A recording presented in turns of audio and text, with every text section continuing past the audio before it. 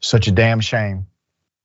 That was a 15-year-old Catholic high school freshman who approached a black classmate, threw a handful of cotton balls at him, and whipped him several times with a belt. The victim stood up, defended himself, and he was sent home for the incident.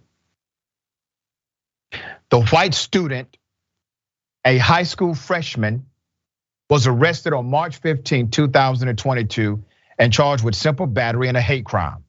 He was then booked into the Terrebonne Parish Juvenile Justice Center.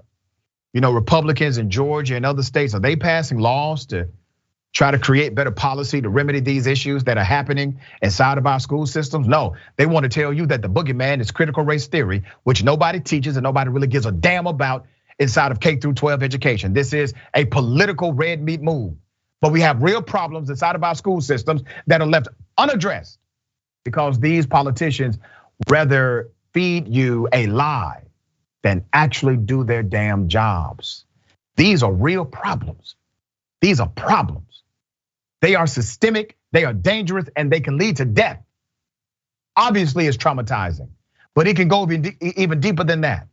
These young people, they are being taught terroristic behavior and they are acting it out on their peers. It is so incredibly terrifying, the things that you just talked about that these young people have done to each other. And they're essentially just reinforcing these hate structures, these ideologies, and they're acting them out. And so for our leaders, members of Congress, also state elected officials to ignore it just to run after CRT really just shows you that they're plenty okay with feeding children to the system when those children end up engaging in this very same behavior that the parents in the community allow or enable through their actions. Do you understand that none of you will get it that way? Do you guys understand the consequences of what you've just done? No. You guys are not going to get into a college. You guys are not going to get any scholarships because this is a hate crime. We all dropped out of high school. It's okay. I still don't think it's appropriate for you guys to be doing this. It's really not. This happened in Utah. Let's put up the pictures.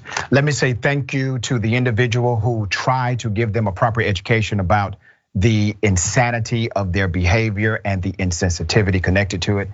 Obviously, their parents are not doing so. The smirking white teenagers from Cedar City, Utah simply laughed off the outraged woman recording them. The same people who say that this is okay will also say that individuals who participate in, I don't know, drag, for example, are violating young children, right? And giving a bad example to our kids these days. The same people who are against transgender people, right? Because they'll say you're polluting our kids and you're teaching our kids bad things. So what do you say about this?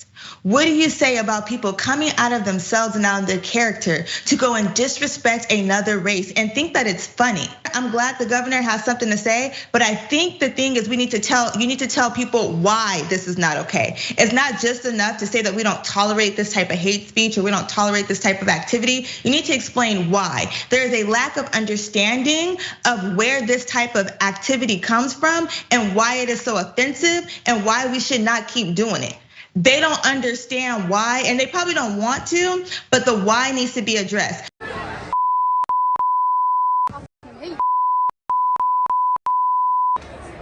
Right there, right there. There are everywhere. Hey. They ran out of chicken because. In the video, at least 2 Terrebonne high school students on and off camera are chanting and even singing the N-word many times. Next, the 2 white teens that were in the video, they were the voices on the video. They panned to 2 black students, calling them the slur. The 2 students were charged with hate crimes, inciting a riot, and cyberbullying on October 26th. As we see kids who are teenagers, these are not adults yet. Clearly they've been taught these things in their homes, in the household. And we've got to make sure that we don't have kids harming other kids in the schools, which is supposed to be a place for learning, not a place where you're met with terribly racist rhetoric. Yeah, school should be a place where students feel safe and they can focus on learning and socializing.